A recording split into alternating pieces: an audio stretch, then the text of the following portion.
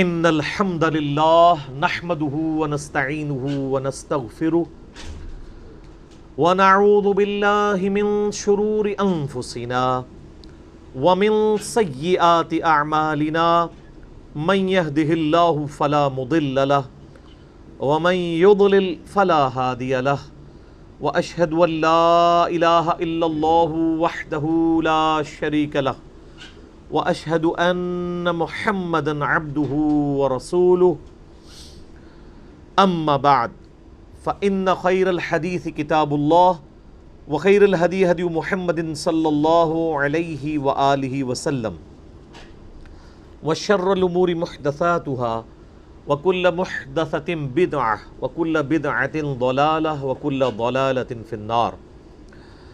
اعوذ باللہ السمیع العلیم من الشیطان الرجیم من ہمزہ ونفخہ ونفثہ بسم اللہ الرحمن الرحیم.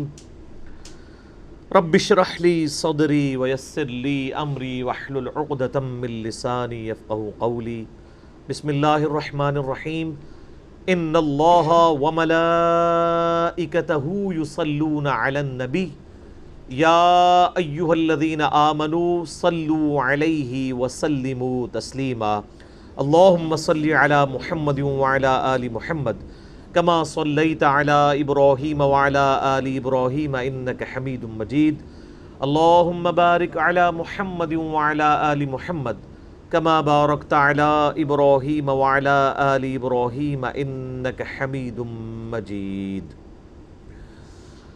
اللہم ربنا آتنا فی الدنیا حسنة وفی الآخرة حسنة وقنا عذاب النار. ربنا آتنا من لدنک رحمة وہیئ لنا من امرنا رشدا. لا الہ الا انت سبحانک انی کنت من الظالمین. لا حول ولا قوة الا باللہ حسبنا اللہ ونعم الوکیل. یا حی یا قیوم برحمتک استغیث اصلح لی شأنی کلہ ولا تکلنی الی نفسی طرفۃ عین.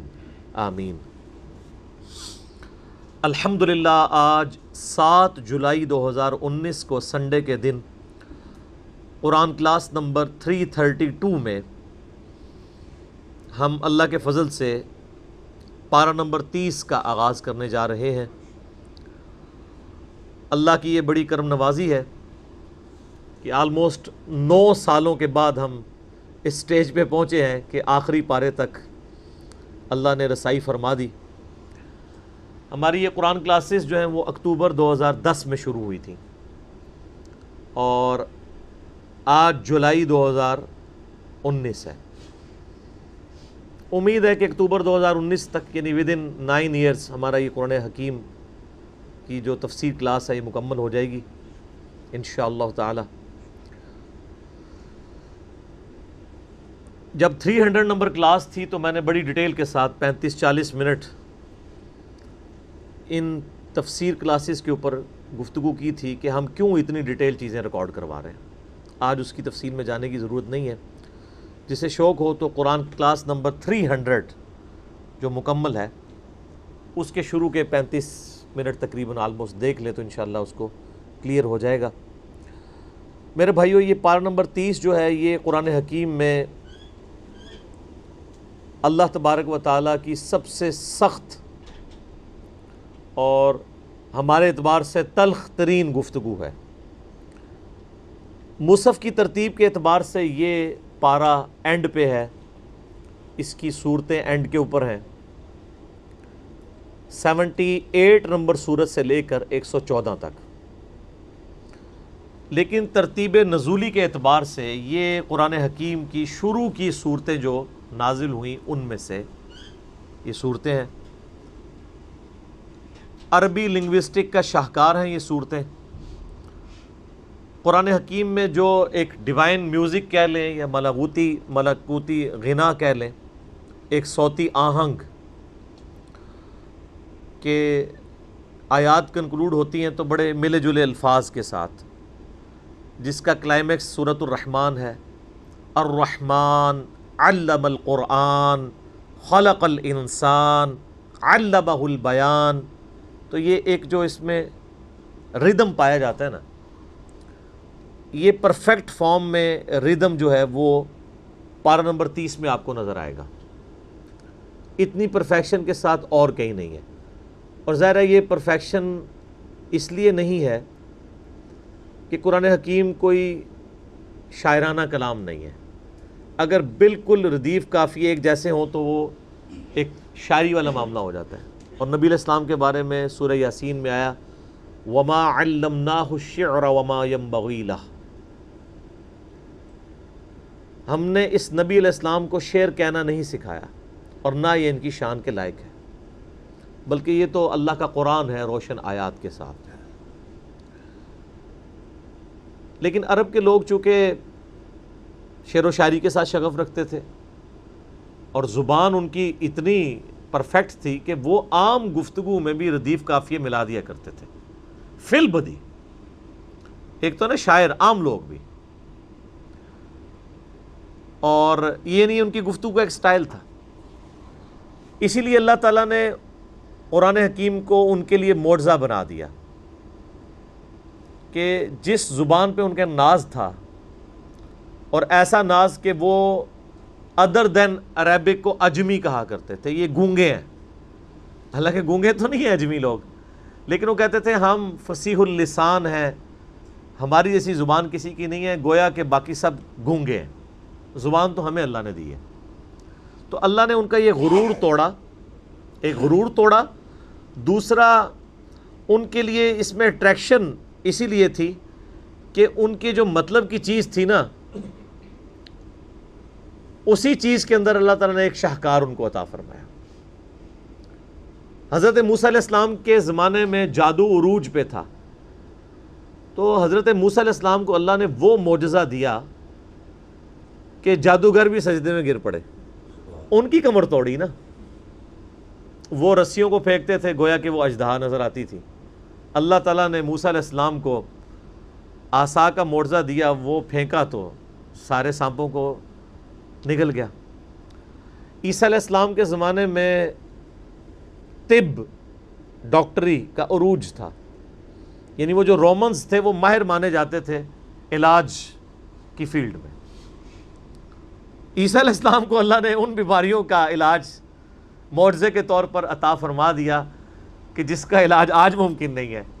کہ مادر ذات جو اندھے تھے، جن کے ڈھیلے بھی نہیں ہوتے تھے، ان کے بھی آنکھوں پہ یوں ہاتھ پھیرتے تھے ان کی بینائی آ جاتی تھی. مردوں کو اللہ کے اذن سے وہ زندہ کر دیتے تھے. مٹی کی مورت بنا کے اس میں پھونک مارتے تھے تو وہ پرندہ بن کے اڑنا شروع کر دیتی تھی. یہ ساری تفصیلات سورہ آل عمران میں، سورہ المائدہ میں، آپ کو سورہ مریم میں مل جائیں گی. نبی علیہ السلام کے مبارک زمانے میں چونکہ عرب کے لوگوں کو اپنی زبان کے اوپر ناز تھا، تو اللہ تعالیٰ نے ان کی زبان میں ان کو ایسا کلام دیا کہ ان کے شعراء نے بھی اپنے کلام پھاڑ دیے. کتنے شاعر ہیں جو اسلام لانے کے بعد شاعری کہنا ہی چھوڑ گئے کہ قرآن کے بعد اب کیسے ہم کلام کریں. حالانکہ اس کے ردیف قافیے اس طرح پرفیکشن سے نہیں ملتے. اس کا سٹائل آپ کو آج کل کی ایک ماڈرن شاعری میں ایک آزاد نظم کا ایک سٹائل ہے. آزاد نظم میں آپ کو پتہ ہے کہ ردیف قافیے نہیں ملتے ہوتے، بعض مصرے بہت لمبے، بعض چھوٹے. تو یہ آزاد نظم والا جو سٹائل ہے یہ قرآن سے ہی ڈیڈکٹ ہوا ہے. قرآن کی بھی آپ آیات دیکھیں، یہ جتنی نہیں ہوتی ہیں. بسا اوقات وہ اس کا ردم مل رہا ہوتا ہے، اچانک ایک نئے ردم میں بات شروع ہو جاتی ہے، پھر ایک نیا ردم آ جاتا ہے. اور صرف یہ ردم نہیں ہے بلکہ اس کے اندر جو مضامین ہیں وہ تو اپنی ایک بلاغت کا شاہکار ہے. اور یہ وہ چند موٹی موٹی باتیں ہیں جو ہم اجمی لوگ بیان کر سکتے ہیں. اگر آپ عربیوں سے ڈسکشن کریں تو آج بھی عربک لٹریچر کی ہائیسٹ بک جو ہے نا ایز اے لٹریچر بک وہ قرآن ہے. آج بھی almost 1.5 crore Christians by birth Arabic ہیں. جو کرسچنز ہیں اور ان کی مدر ٹنگ جو ہے، مادری لینگویج وہ عربک ہے. کتنے یہودی ہیں جن کی مادری لینگویج عربک ہے، وہ بھی لٹریچر کی بک کے طور پہ قرآن کو پڑھاتے ہیں، ایز اے ایمانیات نہیں، لٹریچر کے طور پہ. جس طرح ہمارے یہاں ایم اے انگلش میں آپ کو شیکسپیئر پڑھایا جاتا ہے، تو یہ تو نہیں ہے کہ مسلمان اگر ایم اے انگلش کر رہا ہے تو وہ شیکسپیئر کے نظریات کے ساتھ بھی ایگری کرے گا. ہاں البتہ جب انگلش لنگوسٹک کی بات ہوگی تو ظاہر ہے پھر شیکسپیئر کو اتھارٹی کے طور پہ مانا جائے گا.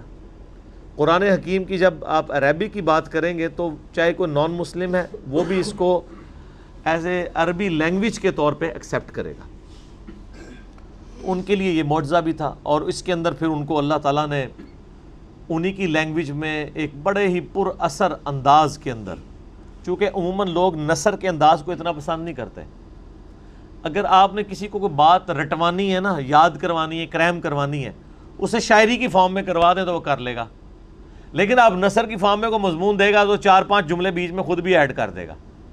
لیکن اگر شاعری ہوگی نا، مثلاً ڈاکٹر اقبال کی نظم ہے جو لب پہ آتی ہے دعا بن کے تمنا میری، اب یہ جس نے بھی یاد کی ہوئی ہے نا، یہ اگر انہوں نے نثر میں لکھی ہوتی نا تو کوئی پروفیشن کے ساتھ یاد نہ کرتا.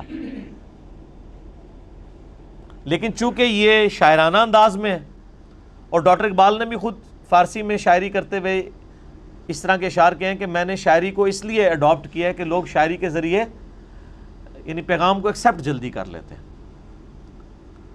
تو قرآن حکیم اگرچہ شاعری نہیں ہے لیکن اس کے اندر ایک صوتی آہنگ موجود ہے. اور سر اس آہنگ کا فائدہ ایک یہ بھی ہے، آپ ایک سورت کی آیت نکال کے دوسرے کا فٹ نہیں کر سکتے. آیت خود بول کے بتاتی ہے کہ یہ ردم اس سورت کا نہیں، یہ اس سورت کا ہے.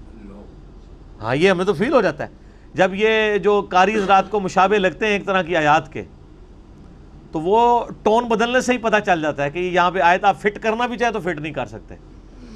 ایک تو مضمون فٹ نہیں ہوگا، مضمون فٹ بھی ہو جائے تو وہ اپنی جو اس کا ردم ہے اس کے اعتبار سے وہ فٹ نہیں ہوگی. یہ اللہ تعالیٰ نے اس کے اندر کئی ایک چیز ہے، اور اسی وجہ سے قرآن پاک لوگوں نے زبانی یاد بھی کر لیا کہ اس کا انداز ایک وہ آہنگ والا ہے. صحیح بخاری کے اندر حدیث ہے، اللہ کے محبوب صلی اللہ علیہ وآلہ وسلم نے فرمایا، وہ ہم میں سے نہیں جو قرآن کو غنا کے ساتھ ترنم کے ساتھ نہ پڑھے. قرآن کو ترنم کے ساتھ پڑھنا یہ ایک مسلمان کے لیے اوبلیگیٹری ہے. آپ عربی قاریوں کو دیکھیں نا کتنی پیاری طرز کے ساتھ وہ قرآن حکیم کو پڑھتے ہیں. عموماً لوگ اس کو برا سمجھ رہے ہوتے ہیں، یہ برائی والی بات نہیں ہے. ترنم کے ساتھ تو نبی اسلام نے حکم فرمایا صحیح بخاری میں کہ جو شخص ترنم کے ساتھ قرآن نہ پڑھے وہ ہم میں سے نہیں ہے.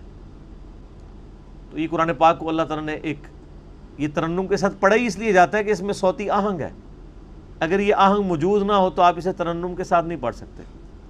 اگر آپ نے چیک کرنا ہے نا تو آپ اس کا اردو ترجمہ ذرا ترنم کے ساتھ کبھی پڑھنے کی کوشش کریں تو عجیب و غریب لگے گا آپ کو. آپ کسی بڑے سے بڑے رائٹر کا مضمون ترنم کے ساتھ پڑھیں تو بڑا عجیب لگے گا، لیکن اس کی شاعری ترنم کے ساتھ پڑھیں تو آپ کو عجیب نہیں لگے گی، کیونکہ اس کے اندر ایک بیلنس ہے. اور وہ اللہ تعالیٰ نے قرآن حکیم میں بھی رکھا ہے. قرآن حکیم میں جو انذار بالآخرہ، آخرت کے ساتھ ڈر سنانا کہ تمہیں مر کے اپنے رب کے حضور پیش ہونا ہے، اس کا کلائمیکس جو صورتیں ہیں نا وہ پارہ نمبر 30 کی ہیں. بلکہ یہ پارہ نمبر 30 کا مکمل عنوان اگر رکھا جائے کہ یہ اس کا ٹاپک کیا ہے تو وہ ہے انذار بالآخرہ. آخرت کی یاد دہانی کے لیے یہ صورتیں نازل ہوئی ہیں، اسی لیے شروع میں نازل ہوئی تھی. آپ نے کوئی دعوت نئی لانچ کرنی ہوتی ہے نا تو آپ کو پھر بات ایسی کرنی پڑے گی سارے ایک بار ہل جائیں گے یہ کیا ہو گیا. اس کے لیے دعوت میں ایسی بات ہونی چاہیے کہ جو وہاں کے اسٹیبلش نظریات کو ایک بار اکھاڑ کے رکھتے. وہ اکھاڑنے کے لیے پھر یہی باتیں تھی.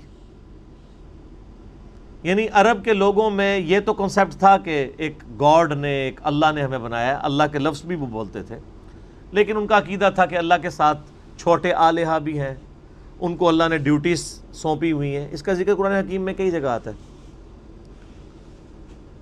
اور اللہ کے ساتھ ان ہستیوں کو شریک ٹھہرا دیتے تھے. لیکن مرنے کے بعد جی اٹھنے پہ ان کا ایمان کوئی نہیں تھا. ان کا یہ عقیدہ تھا جو مر کے مٹی ہو گیا اب دوبارہ کیسے زندہ ہوگا. کبھی کہتے تھے ہمیں زمانہ ہلاک کر دیتا ہے، اور کبھی وہ کہتے تھے کہ اگر مر کے کوئی مٹی ہو جائے گا تو ان ہڈیوں کو ریزہ ریزہ ہوئی ہوئیوں کو کیسے کوئی زندہ کرے گا. تو ایسے ماحول کے اندر سب سے جاندار دعوت ایمان بالآخرت کی دعوت ہے کہ تمہیں کسی نے پیدا کیا ہے, تمہیں مرنے کے بعد دوبارہ زندہ کرے گا اور تمہیں اپنے کیے ہوئے اعمال کا جواب دینا ہوگا. اس میں جو ٹاپ آف دا لسٹ صورتیں ہیں ان میں سے ایک سورۃ النبا بھی ہے, بلکہ اب یہ پوری صورتیں جتنی چلیں گی, ابھی دیکھیں 78 نمبر صورت ہے نا, تو 77 صورتیں پہلے 29 پاروں میں ہیں اور یہ 78 ہے, یعنی 3 یہ ہو گئی اور 23 اور 14 کتنے بنے, 37 بنے. 37 صورتیں جو ہیں وہ صرف پارہ نمبر 30 کے اندر ہے, باقی پورے قرآن کے اندر 77 ہے اور اس اکیلے پارے میں 37 صورتیں. کیوں؟ صورتیں مختصر ہیں, ردم تیز ہے, گفتگو بڑی جاندار ہے اور چھوٹی صورتوں کی وجہ سے جامع مضامین ہے. ایک سورۃ العصر ہی جو ہے اس پہ آپ گھنٹوں بولتے رہے تو وہ اس کی تشریح نہیں ختم ہوگی. کیا قیامت کا مضمون ہے اس کے اندر, پوری پرفیکشن ہے. اس طرح یہ سورہ نبا جو ہے یہ اس کا سٹائل ہی بڑا جاندار ہے جناب, اسی لیے تو عربی ہل جاتے تھے. جو پہلی بار قرآن سنتا تھا تو وہ ہل جاتا تھا کہ یہ کلام جو ہے وہ کسی انسان کا کلام نہیں ہے جس میں اتنی جان ہے. کتنے اصحاب کی جو ایمان لانے کا جو سبب ہے وہ قرآن حکیم میں بنا ہے, اور جو ایمان نہیں بھی لائے وہ بھی چھپ کے قرآن سنا کرتے تھے. مزہ ہی بڑا تھا سر. نبی علیہ السلام جب تلاوت کرتے تھے تو وہ چھپ کے سنا کرتے تھے, ایمان لانے کے لیے نہیں, ٹیسٹ لینے کے لیے. ترنم کے ساتھ آپ پڑھتے تھے تو پھر کسی پہ اثر بھی کر جاتی تھی, ایمان بھی قبول کر لیتا تھا. آپ حیران ہوں کہ دنیا کی سب سے بڑی دعوت کسی معجزے کی بنیاد پہ لانچ نہیں ہوئی ہے. وہ معجزہ جسے ہم معجزہ سمجھتے ہیں, عقل کو عاجز کر دینے والا, فزیکل فینومینا آف نیچر کو توڑنے والا, کو ٹینجیبل معجزہ, کو مردہ زندہ ہو جائے, ٹھیک ہو گیا, یا کوئی عصا پھینکا اور وہ اژدہا بن گیا, نہیں. نبی علیہ السلام کا معجزہ قرآن کلام, اور اس نے عرب کے لوگوں کو کن پستیوں سے نکال کے دنیا کی امامت پہ فائز کر دیا. اس کی وجہ سے سب سے جاہل اور جڈ قوم دنیا کی. نبی علیہ السلام اگر یونان میں آتے تو یونان میں تو پہلے بھی بڑے فلاسفر آئے تھے, ایون ایران میں, ہندوستان میں بڑی بڑی پرسنالٹیز پیدا ہوئی ہیں. عرب کے لوگ بادیہ نشین, بکریاں چرانے والے, اونٹ پالنے والے اور لڑائی جھگڑا کرنے والے, اور کام ہی کوئی نہیں. چھوٹی چھوٹی بات پہ لڑائی کرنی ہے, سالوں لڑائیاں چلنی ہیں, خاندانوں کے خاندان ختم ہو جانے. اتنی اجڑ قوم میں ایک شخص آئے اور وہ کلام پڑھے اور ان کی کایا کلب کر دے, انہیں دنیا کا امام بنا دے. یہ اللہ تعالیٰ کی تائید کے بغیر ممکن نہیں تھا. میرا ایک یوٹیوب پہ کلپ بھی ہے, کیا اسلام تلوار کے زور پہ پھیلا. اس میں نے ڈیٹیل کے ساتھ اس ٹاپک پہ ڈسکشن کی ہے کہ عرب کے لوگوں میں 2 خامیاں تھیں. نمبر 1, چٹے, ان پڑھ, جاہل, اجڈ, حتیٰ کہ انہیں باقی لوگ امی کہا کرتے تھے. امی نیرے ان پڑھ. دوسری خامی تھی کہ یہ لوگ آپس میں لڑتے رہتے تھے, خاندانوں کے خاندان ختم ہو جاتے تھے. پانی پینے پلانے کے اوپر جھگڑا ہوا ہے تو 10 سال لڑائی ہو رہی ہے.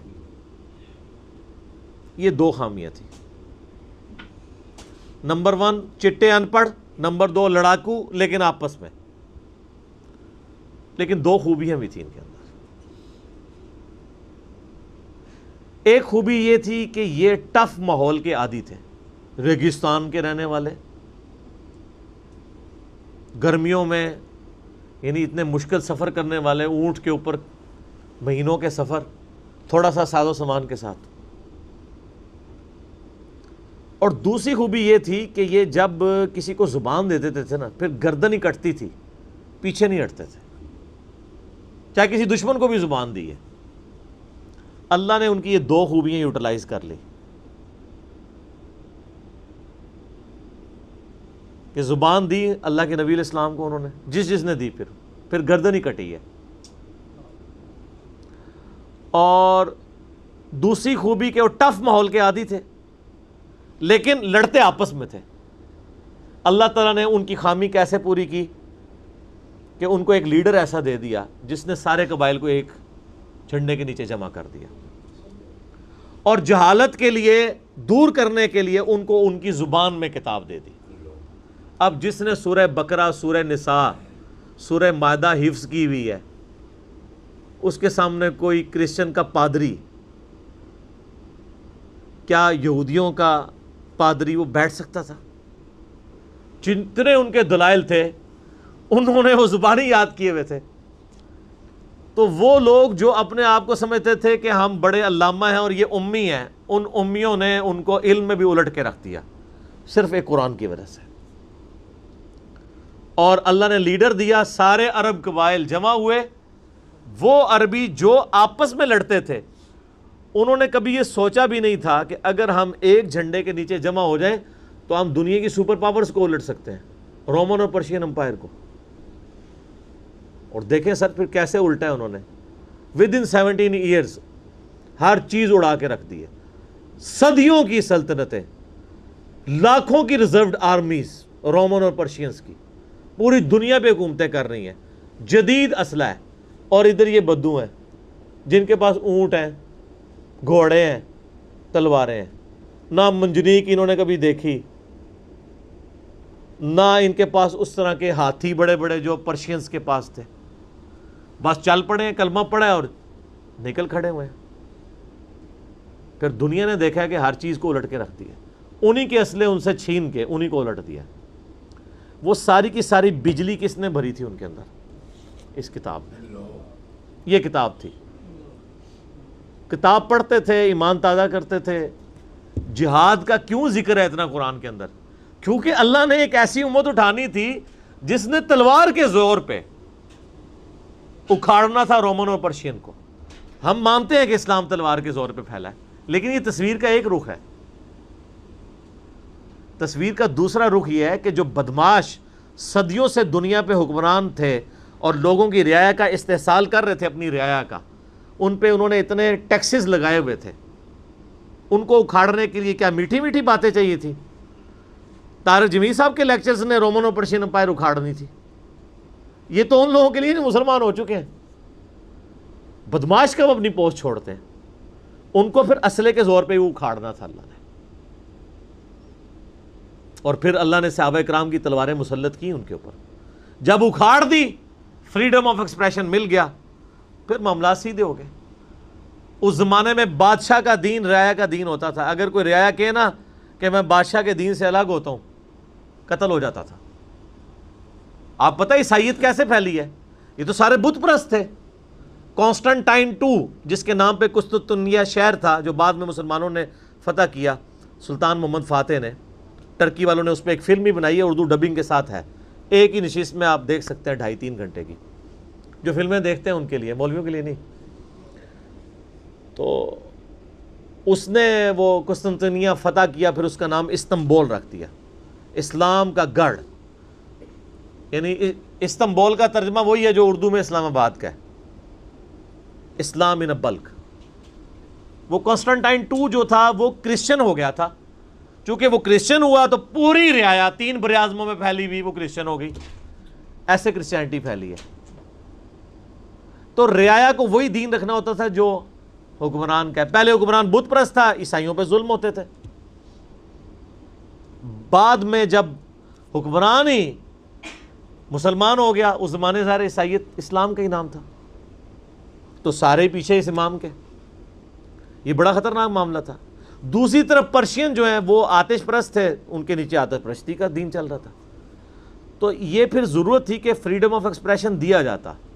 اسلام نے تلوار کے زور پہ ان کو اکھاڑا، ان کی بدماشیاں ختم کی، اور ایسی ختم ہوئی کہ بخاری مسلم کی حدیث ہے، نبی علیہ السلام نے فرمایا ان قریب کیسر ختم ہو جائے گا، پھر قیامت تک کوئی کیسر نہیں ہوگا.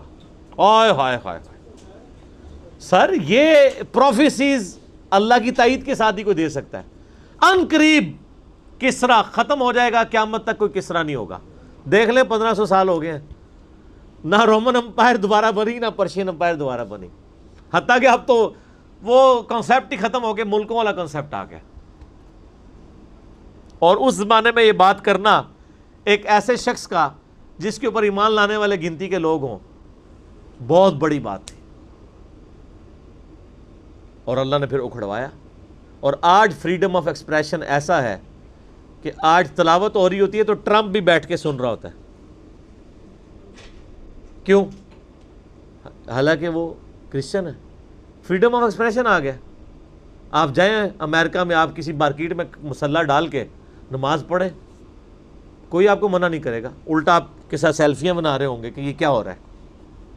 تو پہلے کوئی سوچ سکتا تھا کہ فرعون کے سامنے کوئی نماز پڑھتا؟ اور جادوگروں نے ذرا سی بات کی، ایمان لے کے آئے تو میں تمہیں سولی دے دوں گا۔ تو یہ اسلام اس دور جدید کا خالق ہے، اور یہ دور جدید کو تخلیق جو اسلام نے دی ہے وہ قرآن کے ذریعے دی ہے۔ ایک علامہ وحید الدین خان صاحب ہیں انڈیا کے، 90+ ان کی ایج ہے، انہوں نے کتاب لکھی ہے اسلام دور جدید کا خالق، اسی ٹاپک کو ایڈریس کیا۔ کمال کی کتاب ہے وہ، اور پڑھنے سے تعلق رکھتی ہے، آپ گوگل سے اس کا PDF بھی ڈاؤن لوڈ کر سکتے ہیں، چھوٹی سی کتاب ہے۔ تو انگلش میں بھی ایک کتاب انہوں نے لکھی ہے گاڈ رائزز، خدا ابھرتا ہے۔ خدا پھر جو ابھرا ہے نا جی قرآن کے ذریعے، ٹھیک ہے۔ خدا کو تو خیر مخلوق کی ضرورت نہیں ہے، لیکن مخلوقات نے جو تماشا بنایا ہوا تھا نا، اس تماشے کو ہمیشہ کے لیے اللہ تعالیٰ نے اپنے پیغمبر امام اعظم سیدنا و مولانا محمد رسول اللہ صلی اللہ علیہ وآلہ وسلم کے ذریعے شرک کا خاتمہ کر کے قیامت تک کے لیے جو دین اسٹیبلش کیا اس کتاب کے ذریعے۔ اب یہ کتاب قیامت تک نبی الاسلام کا معجزہ ہے۔ تو یہ کتاب ہے سر جس نے دنیا پلٹ دی، اور یہ وہ کتاب ہے جو ہم صرف اپنی بچی کو جب رخصت کرنے لگتے ہیں نیچے سے گزارتے ہیں، ٹھیک ہے، اور چوم کے غلاف میں رکھ دیتے ہیں۔ اس سے زیادہ اس قرآن کو ہم کوئی اہمیت نہیں دیتے۔ حالانکہ یہ قرآن اس لیے نازل ہی نہیں ہوا، یہ تو ہماری کتاب زندگی ہے، لیکن ماشاءاللہ ایسی سازش اسلام کے خلاف کی ہے، کافروں نے نہیں، مسلمانوں نے پوری نیک نیتی کے ساتھ جنازہ نکالا دین کا، اور ایک سلوگن دے دیا قرآن نہیں ڈائریکٹ پڑھنا گمراہ ہو جاؤ گے، قرآن میں بڑی بڑی مشکل چیزیں ہیں، اس کو ہاتھ نہیں لگانا۔ یہ یہودی بات کرتے تو ہم کہتے ہیں یہ اللہ کے دشمن ہے، مسلمان کہہ رہے ہیں ہم کہہ رہے ہیں بالکل صحیح کہہ رہے ہیں۔ وہ میرا کلپ آیا نا پچھلے، لیکن وہ جو ایک مولوی نے کہا ہے، ٹھیک ہے، تو وہ اسلام 360 کے اوپر جو اس نے حملہ کیا ہے، تو میرا کلپ بھی اس پہ ریکارڈ ہوا ہے۔ تو پہلے تو لوگ کہتے تھے یہ ہم ہی باتیں کرتا ہے، اب تو ویڈیو میں لوگ ریکارڈ کرا رہے ہیں کہ جی قرآن ڈائریکٹ نہیں پڑھنا، آپ گمراہ ہو جائیں گے۔ اچھا آج تک آپ نے کبھی نہیں سنا یہ کہیں کہ فلاں مولوی کی کتاب ڈائریکٹ نہیں پڑھنی، آپ گمراہ ہو جائیں گے؟ یعنی مولوی کڈا سیاڑا ہے کہ اس کو طریقہ پتہ ہے کہ میں نے بات کیسے سمجھانی ہے، اور اس کو ایسی کتاب لکھنی بھی آتی ہے جو گمراہ نہ کرے، اور اللہ کو ایسی کتاب نہیں دینی آئی کہ جو گمراہ ہونے سے بچا لے۔ قرآن میں کہاں ہے کہ یہ گمراہ کرتا ہے؟ وہ تو اللہ نے ٹانٹ کیا کہ جو قرآن پہ ایمان نہیں لاتے وہ گمراہ ہوتے ہیں، جو ایمان لے آئیں اور بات مان لیں وہ کیسے گمراہ ہوں گے؟ یہ تو تعریف کی ہے انہوں نے۔ تو اس کتاب نے جناب دنیا کی کایا کلب کی ہے، اور اس کا ٹیسٹ آپ تبھی فیل کر سکتے ہیں جب آپ عربی جانتے ہو تھوڑی بہت، یا پھر اگر آپ نے اردو میں ٹیسٹ لینا ہے تو آپ مولانا مودودی رحمہ اللہ کا ترجمہ پڑھیں، وہ اسی سوز و گداز کو ٹرانسلیٹ کرتا ہے اردو کے اندر۔ میں نے ابھی تک کسی اور بندے کے ترجمے کو نہیں دیکھا کہ جو ترجمے بڑے لوگوں نے کیا، احمد بریلوی صاحب نے، شری تھانوی صاحب نے، ان دونوں کے ترجمے تو ویسے ہی وقت کے ساتھ ختم ہو گئے ہیں، اس لحاظ سے کہ اس میں تو کئی الفاظ جو ہیں وہ پرانی اردو کے ہیں، ہمارے نئے بچوں کو تو سمجھ نہیں آتی یہ لکھا کیا ہوا ہے۔ ہم نے کئی سنگتیں ہلاک کر دیں۔ سنگتیں پتہ کسے کہتے ہیں؟ نہیں پتہ؟ کئی امتیں، انہوں نے امت کا ترجمہ سنگت کیا، اس زمانے میں وہ چلتا تھا، ٹھیک ہے۔ آج کل اگر آپ اعلیٰ حضرت کا یہ ترجمہ رکھیں تو لوگوں کو نہیں سمجھ آئے گی، لیکن مودودی صاحب نے چونکہ لیٹسٹ اردو میں ترجمہ کیا اور پھر وہ سوز و گداز ٹرانسفر کیا۔ میرا چیلنج، آپ کوئی قرآن کی صورت نکالیں اپنی مرضی کی، باقی ساروں کے ترجمے رکھیں، پھر مودودی صاحب کا بھی پڑھیں، تو آپ کو لگے گا کہ آپ کا دل تیزی سے دھڑکنا شروع ہو گیا ہے۔ الفاظ کے چناؤ، پھر اس میں جو ردم ہے، اور وہ انہوں نے تفہیم القرآن کے مقدمے میں لکھا ہے کہ میں نے دیکھا ہے کہ ہمارا نوجوان قرآن ترجمے سے لے کے بیٹھتا بھی ہے نا تو بور ہو جاتا ہے، تو ان کا میں نے سمجھا ہے کہ کیوں ہوتا ہے بور، کیونکہ وہ تو پڑھ رہے تھے اردو میں، اللہ نے تو قرآن نازل کیا عربی میں، عربی اس نے سیکھنی کوئی نہیں ہے، اور اردو نے جو ترجمہ کیا ہوا ہے وہ انہوں نے ترجمہ کیا ہوا ہے ایز اے اسٹوری بک۔ یہ تو کتاب زندگی ہے، یہ تو زندہ کتاب ہے، بلکہ مسلمانوں کی زندگی کا سبب ہے۔ صحیح مسلم میں حدیث ہے اللہ اس کتاب کی وجہ سے قوموں کو عروج دے گا اور اس کتاب کی وجہ سے لوگوں کو، امتوں کو زوال دے گا۔ جس کو ڈاکٹر اقبال نے پھر شعر میں کہا، وہ زمانے میں معزز تھے مسلمان ہو کر اور تم خوار ہوئے تارک قرآن ہو کر۔ وہ زمانے میں معزز کون؟ صحابہ، اہل بیت، تابعین، تبع تابعین، اور تم خوار ہوئے کون؟ اسی، اور صرف اسی نہیں، ساڑھے بزرگ بھی۔ یہ نہ سمجھیے گا، ظاہر آپ تو ہم کہہ سکتے ہیں نا، ڈاکٹر اقبال کے زمانے میں انڈیا، پاکستان، بنگلہ دیش کے جتنے بابے ہیں زندہ تھے۔ آج تو کہہ سکتے ہیں مر گئے ہیں۔ ڈاکٹر اقبال جب یہ شعر کہہ رہا تھا تم خوار ہوئے ایک تارک قرآن ہو کر، تو وہ خوار احمد ظفر بریلوی صاحب، اشرف تھانوی صاحب، یہ سارے لوگ زندہ تھے اس وقت، تو انہی کو ہی کہہ رہے تھے نا۔ حتیٰ کہ قرآن کے ترجمے کو بھی گناہ سمجھا گیا۔ یہ تو بہت بعد میں ترجمہ ہوا ہے، پہلا ترجمہ شاہ ولی اللہ دہلوی نے کیا۔ پہلے تو لوگ کہتے ہیں قرآن کا ترجمہ کرنے کی ضرورت نہیں ہے، اور یہاں لوگ کہتے ہیں بزرگوں کی بڑی خدمات ہیں۔ ہم پوچھتے ہیں 1000 سال سے بزرگ یہاں بیٹھے ہوئے ہیں، کسی ایک بزرگ کا قرآن کا بخاری کا ترجمہ مجھے دکھا دیں کہ جی یہ سلطان بہو نے دیکھے نہیں قرآن کا ترجمہ کیا، یہ جی داتا صاحب نے بخاری شریف کا ترجمہ کیا۔ کیا انڈیا، پاکستان، بنگلہ دیش کے لوگوں کی زبان عربی تھی؟ فارسی تھی نا؟ تو کسی بزرگ کو توفیق نہیں ہوئی ہے کہ قرآن کا فارسی میں ترجمہ کر دے؟ اتنا بڑا چھکا میں نے مارا ہے کہ قیامت تک یہ روئیں گے۔ آندہ کو کہنا بزرگوں کی خدمات ہیں۔ ہمارے پرائم منسٹر صاحب بھی کہتے ہیں نا جی وہ فرید الدین گنج شکر کی بڑی تعلیم۔ فرید الدین گنج شکر صاحب نے کون سا قرآن کا ترجمہ کیا ہے؟ اگر کسی نے قرآن کا ترجمہ ہی نہیں کیا، بخاری مسلم کا ترجمہ ہی نہیں کیا، وہ کیا خدمات کرتا رہے؟ وہ اپنی تعلیمات دیتے رہے۔ صحیح غلط اس کا فیصلہ ہم نہیں کرتے، وہ تو پھر میں اور طرف چل پڑوں گا۔ صرف جو خدمات والا ڈھونگ رچایا ہوا ہے نا، وہ میں آپ کو بتا رہا ہوں۔ جتنوں کے مزار بنائے ہوئے ہیں آپ نے، کسی ایک کا ترجمہ دکھا دیں قرآن کا، تو یہ پھر انہوں نے جان بوجھ کے سیاست کی اسلام کے نام کے اوپر، اپنی باتیں کرواتے رہے۔ سر ان کو پتا تھا قرآن کا ترجمہ ہو گیا، سورہ زمر اور سورۃ الانعام اگر اردو میں آ گئی تو بابوں کو کس نے پوچھنا ہے؟ سر بخاری کا اگر ترجمہ ہو گیا تو ساروں نے تو رفع الیدین سے نماز پڑھنی ہے، بابے سارے بغیر رفع الیدین والے نے۔ یہ وجہ تھی کہ بڑی ہوشیاری ہے انہوں نے، یہ نہ سمجھو پولے سمجھے، بہت ہوشیار سمجھے۔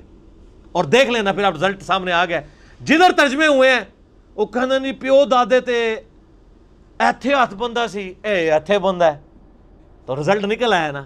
اسی لیے بزرگ جو کام کرتے ہیں وہ حکمت سے خالی نہیں ہوتا۔ ہاں انہوں نے بڑی شیاری دکھائی ہے آپ کے ساتھ، لیکن اللہ کا وعدہ ہے هو الذی ارسل رسولہ بالہدی ودین الحق لیظہرہ علی الدین کلہ۔ قرب قیامت سے پہلے دین کو غلبہ ملنا ہے، غلبہ بابوں کے ذریعے نہیں ملنا تھا، اسی کتاب سے، جس کتاب نے پہلے غلبہ دلایا۔ اب آج دیکھیں بچہ اینڈرائڈ فون کھولے ہوئے ہے، کوئی آیت آتی ہے ترجمہ پڑھ لیتا ہے۔ تو سر یہ خدمت تو پھر انہوں نے کی ہے نا اسلام کی۔ اچھا یہ اینڈرائڈ فون کس رحمت اللہ علیہ نے بنایا تھا؟ وہ کہتے ہیں بزرگ تے دنیا ہی کلپ کر دیں سے نگاہ مار کے، وہ بزرگوں نو لے آؤ تے ٹھیپا موبائل نیچے چلا سکتے۔ آپ مجھے بتائیں میں کسی بزرگ کو قبر سے نکالوں اور اس کو یہ موبائل چلا لے گا؟ آپ کا بچہ چلا لیتا ہے۔ اور کسی کا اگر اتنا ایمان ہے نا بزرگوں کے اوپر، تو آج والے بزرگوں پہ بھی ہے، تو میں نے ان کو بڑی دفعہ مشورہ دیا ہے کہ بزرگ جو جناب دنیا چلا رہے ہیں، تو میں ان کو کہتا ہوں آپ کو بزرگوں کے ساتھ جہاز پہ بٹھاتے ہیں، جب 10 کلومیٹر ہائٹ پہ پہنچ جاتا ہے یہ بوئنگ جہاز، جب پہنچے تو ہم پائلٹ کو کہیں گے تو تے پائی بسم اللہ پڑھ کے تے پیراشوٹ نال کچھ جا ہوں بزرگ چلان تے جہاز لینڈ کران، وہ کتنے لینڈ ہوئے گا جہاز؟ بزرگاں دے مرید بھی اس جہاز ہی نیچے بیٹھ لگے، جہاں تمہیں کہتے ہیں بزرگ دنیا چلا رہے ہیں ان کو بھی پتہ ہے جہاز کو نہیں لینڈ ہونا، اور جو جہاز نہیں لینڈ کرا سکتا، میں کہتا ہوں کسی بزرگ کو آپ لا کے جہاز کے کاکپٹ میں بھی بٹھا دیں نا، وہ نہیں لینڈ کرا سکتا۔ ہاں لینڈ کرائے گا اگلے جان جا کے، وہ بھی وہ نہیں کرائے گا، خود ہی ہوئے گا۔ سب کہانی ہے، کہانیوں کا دور ختم ہو چکا ہے، کیونکہ اب ایک نعرہ عام ہے، کون سا؟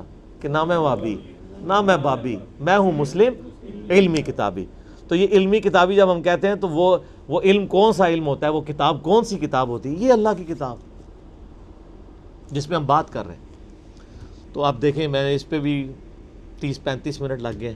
اب آپ آ جائیں سورہ النبا کی طرف۔ اعوذ باللہ من الشیطان الرجیم، بسم اللہ الرحمن الرحیم۔ عما یتساءلون۔ اچھا یہ اتنی جاندار صورت ہے کہ میں اس صورت پہ 3-4 گھنٹے بول سکتا ہوں ایک ایک آیت پہ، چونکہ میں قرآن پاک میں ان آیات کے اوپر ڈیٹیل سے سائنٹیفک فیکٹس جتنے آ جائیں گے بول چکا ہوں، میں آج سکپ کروں گا۔ میں آپ کو صرف اس کی عربی کا ٹیسٹ اور اس کا ردم کا ٹیسٹ فیل کرواؤں گا تاکہ ٹائملی ہمارا درس ختم ہو جائے۔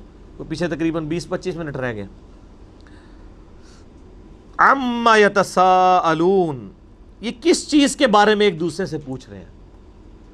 یعنی وہ جب نبی علیہ السلام نے کہا نا مر کے زندہ ہو گئے اللہ کے سامنے جاؤ گے، سب نے ایک دوسرے سے یار یہ کیا بات کر رہا ہے، ہڈیاں زندہ کر لی جائیں گی، اللہ کی بارگاہ میں پیش ہوگا۔ اب یہ ایک نئی خبر تھی تو سارے چیما گوئیاں شروع ہو گئی۔ وہ تو ان کو کیا پتا تھا نئی امت اٹھ رہی ہے۔ عن النبأ العظیم، یہ اس بڑی خبر کے بارے میں آپس میں چیما گوئیاں کر رہے ہیں۔ سب سے بڑی خبر کون سی ہے؟ قیامت۔ اس سے بڑی کوئی خبر نہیں ہو سکتی کہ مرنے کے بعد زندہ ہو کے اللہ کے سامنے پیش ہونا ہے۔ الذی ہم فیہ مختلفون، جس کے بارے میں یہ اختلاف کر رہے ہیں ایک دوسرے کے ساتھ۔ کوئی کہہ رہا ہے یہ نہیں ہوگا، کوئی کہے گا اگر ہو جائے گا تو خیر ہے، ادھر بھی موج لگی آگے بھی لگ جائے گی، مختلف باتیں کر رہے ہیں۔ کلا سیعلمون، یقیناً وہ اسے عنقریب جان لیں گے۔ ثم کلا سیعلمون، پھر یقیناً وہ اسے جان لیں گے کہ قیامت قائم ہونے والی ہے۔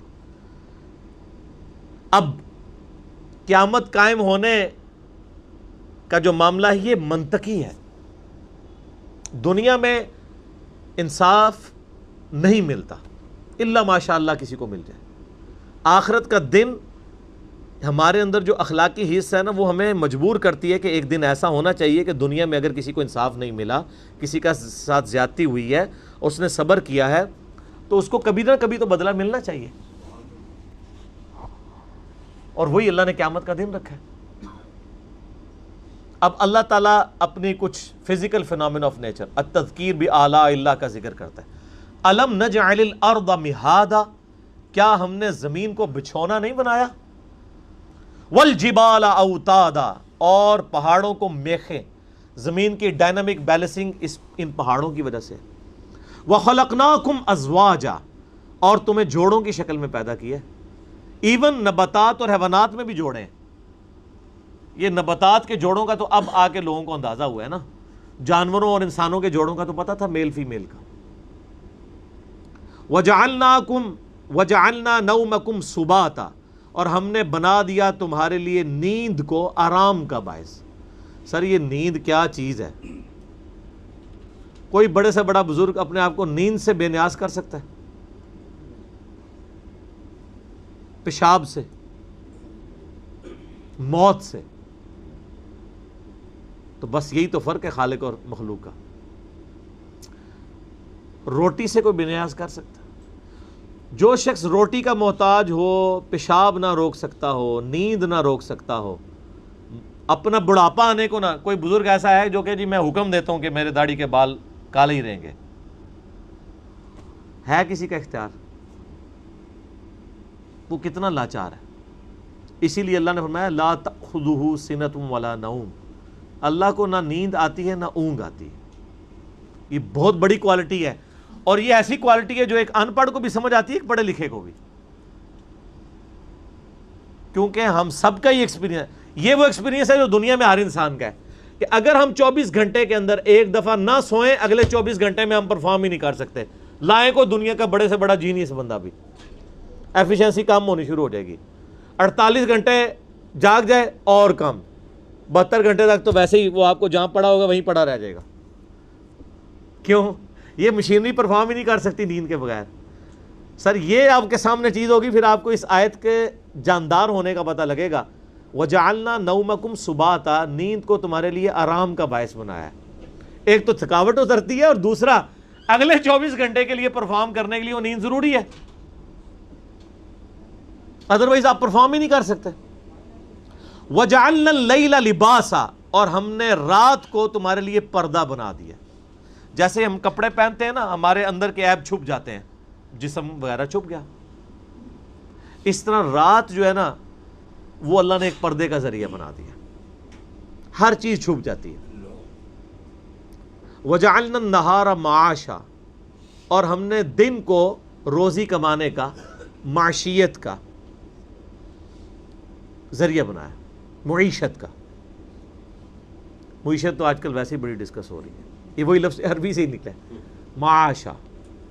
دن کو رزق تلاش کرو اور رات کو آرام کرو۔ اچھا، بعض جگہ قرآن پاک میں یہ بھی ہے کہ ہم نے دن اور رات دونوں کے بارے میں فرمایا کہ ہم نے اس کو ذریعہ بنایا معاش کا۔ ظاہر ہے بعض لوگوں کا کام رات کے وقت شروع ہوتا ہے، دن کے وقت ان کا آرام ہوتا ہے۔ وَبَنَيْنَا فَوْقَكُمْ سَبْعًا شِدَادًا، اور ہم نے تمہارے اوپر 7 مضبوط بنا دیے۔ اب یہ آیتیں متشابہات ہیں، یہ اس سے مراد آسمان ہیں یا کوئی 7 لیئرز ہیں آسمان تک کے لیے، جس طرح آپ کو پتہ ہے پہلے ٹروپوسفیئر، پھر اسٹیٹوسفیئر، پھر اس طرح کرتے کرتے اوزون لیئر آتی ہے۔ کتنی لیئرز ہیں ہمارے اوپر جو سورج سے آنے والی ہارمفل ریز کو روکتی ہیں، وہ بڑی مضبوط ہیں لیئرز، وہ نہ ہو تو یہاں پہ تو سکن کینسر ہر بندے کو ہوا ہو۔ آپ کو پتہ ہے تھوڑا سا شگاف آیا ہے اوزون لیئر میں اور لوگوں کے لیے مصیبت بن گئی ہوئی ہے۔ لاکھوں ایسی ریز ہیں، ہزاروں میں نہیں ہیں، جن کو زمین پہ آنے سے اوزون لیئر روک دیتی ہے، اگر آئے تو وہ تباہ و برباد ہو جائے یہاں پہ جتنی مخلوقات ہیں، بیماری کی وجہ سے۔ پھر ارتھ میگنیٹک فیلڈ کئی چیزوں کو ریپیل کر دیتی ہے، اور پھر ایسی لیئرز بھی ہیں کہ جو آپ کا یعنی ریفلیکٹ کرنے میں ریز کو مدد دیتی ہیں۔ ادروائز یہاں سے رے نکلی ہے تو وہ پھر آگے ہی چلی جائے، واپس زمین پہ ہی نہ آئے، پھر آپ کسی کے ساتھ فون پہ بات بھی نہ کر سکیں۔ یہ اللہ تعالیٰ کے معاملات ہیں۔ اب دیکھیں یہ سارے فزیکل فینومینا آف نیچر چل رہے ہیں۔ وَجَعَلْنَا سِرَاجًا وَهَّاجًا، اور ہم نے ایک نہایت ہی روشن چراغ بنا دیا ہے، سورج۔ یہ ساری دنیا کا نظام غوث کتب ابدال کی وجہ سے نہیں چل رہا، سورج کی وجہ سے چل رہا ہے۔ لیکن دیکھ لیں کتنا مظلوم ہے، المدد یا سورج کبھی کسی نے نہیں کہا۔ غوث کتب ابدال خود بیچارے سورج پہ ڈیپینڈنٹ ہیں۔ سورج ختم ہو جائے زمین اگانا چھوڑ دے گی، زمین اگانا چھوڑ دے گی تو بزرگ بھی بھوکے مر جان گے، تو انہوں نے مننے والے بھی بھوکے مر جان گے۔ صحیح بات ہے۔ اگر آپ سمجھتے ہیں کہ بغیر کھائے پیے کو بزرگ زندہ رہ سکتا ہے تو صحیح بخاری مسلم میں یہ حدیثیں کیوں ہیں کہ نبی علیہ السلام بھی فاقے کی وجہ سے پتھر باندھتے تھے؟ اور وہ تو حدیث ہے، قرآن میں آج سورہ مائدہ میں اللہ تعالیٰ فرماتا ہے 75 نمبر آیت میں کہ عیسیٰ اور ان کی ماں تو روٹی کھانے کے محتاج تھے، وہ تمہارے رب کیسے ہو سکتے ہیں؟ عیسیٰ اور ان کی ماں تو روٹی کے محتاج ہیں اور بزرگوں نے 14 سال سے کچھ نہیں کھایا، تو سر پھر عیسیٰ نو چھڈو، اینو عیسیٰ دوتے لے جاؤ بزرگ نو، وہ چوری چھپے کھاندے جے اور ککر پھاڑ دے جے۔ تانوں کہ پتہ ہے کتنا کھاندے نے، اللہ کا بڑا فضل ہے انہوں تے، تو آڑے سامنے بھوکے بیٹھے رہتے ہیں، جب آپ چلے جاتے ہیں پھر دیکھیں وہ کیا کرتے ہیں۔ ٹھیک ہے، تو اگر کسی کو یقین نہیں ہے تو آپ ان کو لا کے کسی شیشے کے کمرے میں رکھ دیں۔ میرے خیال جب آپ ان کو بند کر کے تالا لگا لیں گے وہ خود ہی بزرگی سے توبہ کر لیں گے کہ نہیں نہیں جناب وہ انجی سی، سب تماشا چل رہا ہے۔ تو اللہ تعالیٰ ماتا ہے ہم نے یہ سورج رکھ دیا ہے۔ سورج دیکھیں، سورج کی روشنی کی وجہ سے سمندروں کا پانی ویپریٹ ہوتا ہے، وہ بارش کی فارم میں باقی دنیا پہ برستا ہے، گلیشیئرز کی فارم میں برف کی شکل میں پہاڑوں پہ سٹور ہوتا ہے، پھر اسی سورج کی تپش سے وہ گلیشیئر پگھلتے ہیں اور وہ زمین کے اوپر بھی دریا چلتے ہیں، زمین کے نیچے بھی جو ہم نکالتے ہیں پانی۔ یہ سارا واٹر سائیکل کس وجہ سے چل رہا ہے؟ سورج کی وجہ سے۔ آپ جو چیز استعمال کر رہے ہیں وہ سورج کی وجہ سے۔ گندم کس کی وجہ سے پکتی ہے؟ سورج کی وجہ سے۔ مرغی جو ہے وہ بھی سورج پہ ڈیپینڈنٹ ہے، مرغی نے جو خوراک کھانی ہے وہ زمین سے آنی ہے، بکری نے جو خوراک کھانی ہے وہ زمین سے آنی ہے۔ سورج ختم ہو جائے، زمین اگانا چھوڑ دے تو جائیں نا آپ سائبیریا میں جا کے کوئی چیز اگا کے بتائیں نا، برف ہے، سورج ہے تب بھی وہاں پہ برف ہے، تو وہاں پہ آپ زمین نہیں اگا سکتی، وہ پریکٹیکل حالت ہو جائے گی۔ اگر سورج کا فاصلہ زمین سے ذرا سا ڈسٹرب ہو جائے تو یا تو بہت زیادہ گرمی ہو جائے گی یا بہت زیادہ ٹھنڈ ہو جائے گی۔ بہت زیادہ گرمی بھی ہو جائے تو فصلیں جل جائیں گی، بہت زیادہ ٹھنڈ ہو جائے فصلیں اگے گی نہیں۔ تو یہ اس بیچارے سورج کو تو آج تک کسی نے کہا المدد یا سورج، ہماری فصل کو پکا دے، اللہ کو ہی کہتے ہیں نا. تو سورج کی ڈیوٹی کس نے لگائی ہوئی ہے؟ اللہ نے. تو اگر آپ کے کسی بابے کی ڈیوٹی اللہ نے بھی لگائی ہوئی ہے تو آپ بابے کو نہ پکاریں، آپ اللہ کو پکاریں. سمپل سا مسئلہ ہے. آپ یا شیخ عبد القادر جیلانی یا علی مدد کو لے کے بیٹھے ہوئے. مولا علی نے سب سے پہلے آپ کی پھینٹی لگا دینی ہے. مولا علی کیا کہتے تھے؟ ایاک نعبد و ایاک نستعین. مولا علی کا ماننے والا بھی وہ ہوگا جو مولا علی کے طریقے پہ چلے گا. وہ تو مولا علی کا دشمن ہے جو غیر اللہ کو پکارتا ہے. یہ جھگڑا چھوڑ دے اختیار ہے یا نہیں. اختیار ہو تب بھی. فرشتے بارش برساتے ہیں لیکن ہم فرشتوں کو نہیں کہہ سکتے بارش برسا، مشرک ہو جائیں گے. بارش کا کسے کہیں گے؟ اللہ. ورنہ میں نے کہا سب سے بڑا مشکل کشا تو سورج ہے. وَأَنزَلْنَا مِنَ الْمُعْصِرَاتِ مَاءً ثَجَّاجًا، اور ہم نے برسایا بادلوں سے موسلا دار پانی. لِنُخْرِجَ بِهِ حَبًّا وَنَبَاتًا، تاکہ ہم اگائیں اس کے ذریعے اناج اور سبزہ. صرف سورج بھی کافی نہیں ہے، سورج پرفارم بھی صحیح کرے. سورج پرفارم کرتا ہے تو تب یہ بارش برستی ہے، اور بارش کے ذریعے اللہ تعالیٰ مردہ زمین کو زندہ کرتا ہے. وَجَنَّاتٍ الْفَافًا، اور نیز گھنے باغات. یہ ساری قدرت کی نشانیاں گنوا کے اللہ نے جو مورل لیسن اس سے نکلنا ہے نا وہ اگلی آیت میں. اِنَّ یوم الفصل کان میقاتا، بے شک فیصلے کا دن ایک معین وقت ہے، وہ آ کے رہے گا. کون سا فیصلے کا دن؟ قیامت. اب اس قیامت کا ہلکا سا نقشہ کھینچا جا رہا ہے.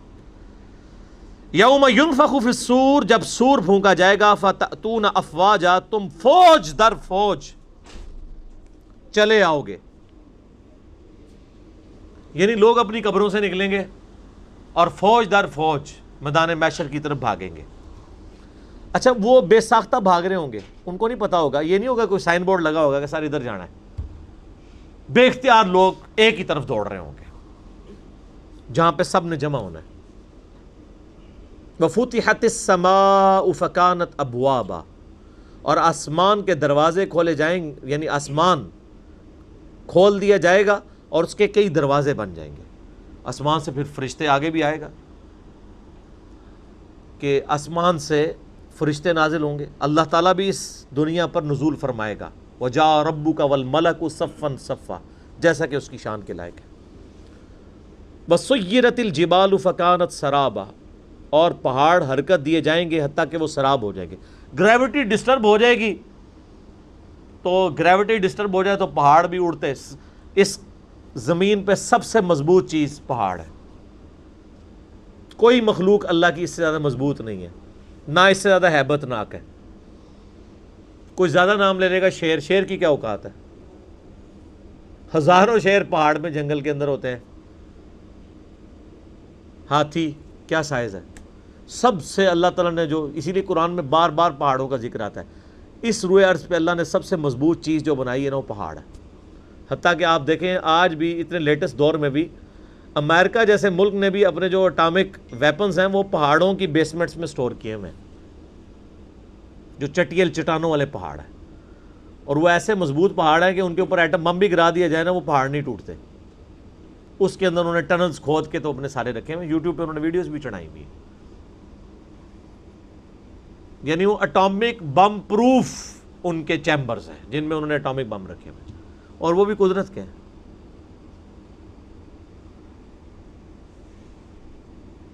ان جہنم کانت مرصادا، بے شک جہنم تو دھاک لگائے بیٹھی ہے، تلاش میں ہے کہ کدھر. جیسے وہ ایک کوئی حفاظت کے اوپر چوکیدار مامور کیا ہونا تو وہ چور کی تلاش میں ہوتا ہے. تو اللہ نے الفاظ کیسا استعمال کیا ہے؟ دھاک لگائے. ایون کتا بھی جو مامور کیا جاتا ہے نا حفاظت کے لیے، وہ بھی دھاگ لگا کے بیٹھا ہوتا ہے کہ کہاں سے کوئی چور آئے تو میں اسے پکڑوں. بے شک جہنم دھاگ لگائے بیٹھی ہے. کس کے لیے؟ للطاغین مآبا، سرکشوں کا ٹھکانہ ہے. جو سرکش اللہ کے نافرمان لوگ ہیں ان کے لیے جہنم تیار بیٹھی. لابثین فیہا احقابا، وہ اس میں رہیں گے بہت لمبے عرصے کے لیے. لا یذوقون فیہا بردا ولا شرابا، وہ نہ تو وہاں پر کوئی ٹھنڈی چیز پائیں گے اور نہ ہی پانی. الا حمیما وغساقا، سوائے کھولتے ہوئے پانی کے اور گرم پیپ کے، وَلِعَاذُ بِاللَّهِ تعالی۔ اللہم اجرنا من النار، اللہم اجرنا من النار، اللہم اجرنا من النار، اللہم من احییتہ منا فاحیہ علی الاسلام ومن توفیتہ منا فتوفہ علی الایمان۔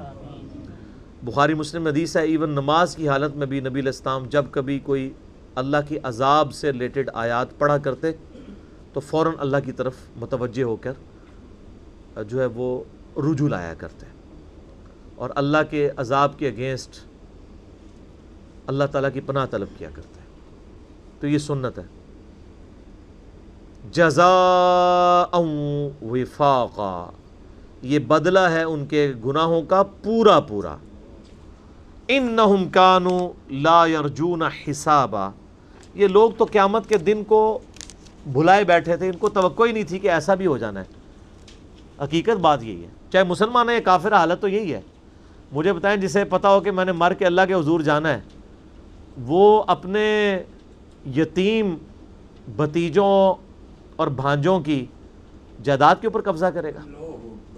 جسے پتہ ہو کہ میں نے مرنا ہے، جسے یہ بات پتہ ہو کہ قرآن میں آیت کئی دفعہ ریپیٹ ہوئی ہے کہ جو لوگ ناحق کسی کا مال ہڑپ کرتے ہیں وہ اپنے پیٹوں میں دوزخ کی آگ بھاڑ رہے ہیں، تو وہ یہ کام کریں گے؟ Not at all. Bulleh Shah سا مرنا نہ ہی گور پیا کوئی اور، یہ بڑا زبردست شعر انہوں نے کہا ہے۔ یہ ٹونٹ کے طور پہ، تانے کے طور پہ کہا ہے کہ جب ہم کسی کو قبر میں دفنانے جاتے ہیں نا تو ہم یہ سمجھ رہے ہوتے ہیں یہ تو کوئی اور مرا ہے، میں نے کدھر مرنا ہے۔ یہ لوگ جو کہہ رہے ہوتے ہیں نا ایک ڈوگمے کے طور پہ بات کر رہے ہوتے ہیں کہ ہاں جی ماری جانا ہے جی، اسی بھی مرنا ہی ہے، سارا نہیں مرنا ہے، اور کرتوت سب سے زیادہ اس کے برے ہوتے ہیں جو یہ کہہ رہا ہوتا ہے۔ تو نے مرنا ہو تو پھر تیری یہ حالت ہو۔ تو ایک یہ ہے کہ آپ اپنے عقیدے میں قیامت کا انکار کرتے ہیں تو وہ تو کوئی بھی مسلمان نہیں کرتا، لیکن عملاً قیامت کا انکار تو کر رہے ہیں کہ کرتوت ایسے ہیں کہ گویا قیامت آنی ہی نہیں۔ ایک شخص ہے نماز کا انکار کرتا ہے، ایک دوسرا شخص ہے جو نماز کو تو مانتا ہے لیکن پڑھتا نہیں ہے۔ تو قرآن کیا کہتا ہے؟ وَأَقِيمُوا الصَّلَاةَ وَلَا تَكُونُوا مِنَ الْمُشْرِكِينَ، نماز قائم کرو، مشرک نہ بنو۔ مراد کیا کہ نماز نہ پڑھنے والا کیا ہے؟ مشرک۔ لیکن پاکستان کے شناختی کارڈ میں مسلمان ہی رہے گا، مر جائے گا، اس کا جنازہ بھی پڑھا جائے گا۔ یہ تو آگے جا کے پتہ لگے گا کہ جی یہ قرآن میں یہ آیت لکھی ہوئی تھی، اور صحیح مسلم میں حدیث 246 کتاب الایمان چیپٹر میں کہ بندے کے ایمان اور کفر کے درمیان فرق نماز ہے۔ وہ تو مسلم میں لکھی رہے گی، مجھے پتہ ہی نہیں چلا۔ وہ تو ترمذی میں لکھی رہے گی حدیث کہ جس نے جان بوجھ کے ایک نماز بھی چھوڑ دی اس نے کفر کیا، وہ تو لکھی رہ گئی۔ اس کو تو امید ہی نہیں تھی کہ اسے مر کے کوئی حساب بھی دینا ہے۔ وَكَذَّبُوا بِآيَاتِنَا كِذَّابًا، یہ ہماری آیات کو سختی کے ساتھ جھٹلاتا رہا۔ جھٹلانا بھی دو ہے، ایک ہے عقیدے میں جھٹلانا، ایک ہے عمل میں جھٹلانا۔ اچھا ہم لوگ ویسے ایک ٹکٹ میں کتنے مزہ کرنا چاہتے ہیں، ہم کہتے ہیں جی ہم مسلمان ہی ہیں نا جی، خیر ہے مسلمان ہے تو اب جو مرضی کریں۔ کافر کو کہتے ہیں کہ اسلام بڑا اچھا دین ہے، تو کافر پوچھے کیوں؟ جی یہ خوبی ہیں، اور اگلا وہ سوال کر دے کہ یہ آپ کے اندر موجود ہیں؟ نہیں، تو صرف مجھے اس دین کی طرف کیوں بلا رہے ہیں؟ یہی کہے گا نا۔ آج کوئی کافر آپ کے پاس آ جائے اور آپ سے سوال کرے کہ بتائیں مسلمان کے کیا بنیادی عقائد ہونے چاہیے، اللہ کی بارگاہ میں کامیابی کا ذریعہ کیا ہے، وہ کہے گا جی اللہ کی کتاب جو ہمارے نبی علیہ السلام ہمیں وفات سے پہلے دے کے گئے۔ اور اگلا سوال وہ یہ کر دے کہ آپ نے خود بھی یہ کتاب پڑھ کے اپنے عقیدے رکھے ہوئے ہیں، تو آپ کہنے کہ میں نے تو آج تک نہیں پڑھی یہ کتاب ترجمے سے، تو آپ کافر کو کیا دعوت دیں گے؟ بہت خطرناک بات ہے کہ کافر کو تو آپ کہہ رہے ہیں کہ قرآن پڑھ کے مسلمان ہو، خود آپ قرآن پڑھ کے آپ خود مسلمان ہوا ہے تو جھٹلا ہی رہے نا، اپنے عمل سے تو جھٹلا رہے۔ عقیدے میں بے شک مانتا رہے، عقیدے میں تو کافر بھی مانتا ہے کہ قرآن ایک کتاب ہے جو ایک پیغمبر پہ نازل ہوئی ہے، وہ کہتے ہیں ہم اس پیغمبر کو نہیں مانتے، کتاب تو وہ بھی مان رہے ہیں، فرق تو کوئی نہ رہ گیا۔ بلکہ اگر آپ مجھ سے کرٹیکلی پوچھیں تو میں کہتا ہوں جو کلمہ پڑھنے والا ہے وہ بڑا مجرم ہے، اس کی مثال تو اس شخص کی سی ہے جو دریا کے کنارے پیاسا رہ جائے۔ مجھے بتائیں ایک بندہ ریگستان میں پیاسا مر جائے، اس کو پہ آپ کو زیادہ ترس آئے گا یا اس شخص پہ جو دریا کے کنارے پیاسا مر جائے، اس پہ زیادہ ترس آئے گا کہ یار یہ تو پانی تک پہنچ سکتا تھا۔ یہ کتاب زندگی ہمارے پاس ہے، ہم کسی کو دینے کے لیے تیار نہیں ہے۔ کیسے دیں گے؟ ہم خود ہی نہیں پڑھتے۔ وَكُلَّ شَيْءٍ أَحْصَيْنَاهُ كِتَابًا، حالانکہ ہم نے ہر چیز اپنے پاس گن کر لکھ لی تھی، یعنی تمہارے سارا نامہ اعمال لکھا ہوا ہے۔ فَذُوقُوا فَلَن نَّزِيدَكُمْ إِلَّا عَذَابًا، پس چکھو اب اس عذاب کا مزہ، اب ہم تم پر زیادہ نہیں کریں گے مگر عذاب ہی۔ دنیا میں ویسے کوئی آرام خور ہے اور بڑی اچھی زندگی گزار رہا ہے، کہتا ہے اللہ کا بڑا فضل ہے۔ تو یہ جو اللہ فرماتا ہے یہ جو فضل دنیا میں ہوتے رہے نا، جو تم سمجھتے رہے کہ وہ ہے تو ڈیل تھی اور تم فضل سمجھتے رہے، اب یہ جو فضل ہے نا وہ عذاب کی شکل میں ہی بڑھے گا۔ جو دنیا میں جو موجیں ماری ہیں وہ نہیں، وہ دنیا میں ہی فضل تھے، لیکن ایکچولی وہ فضل نہیں تھے، وہ آزمائش تھے۔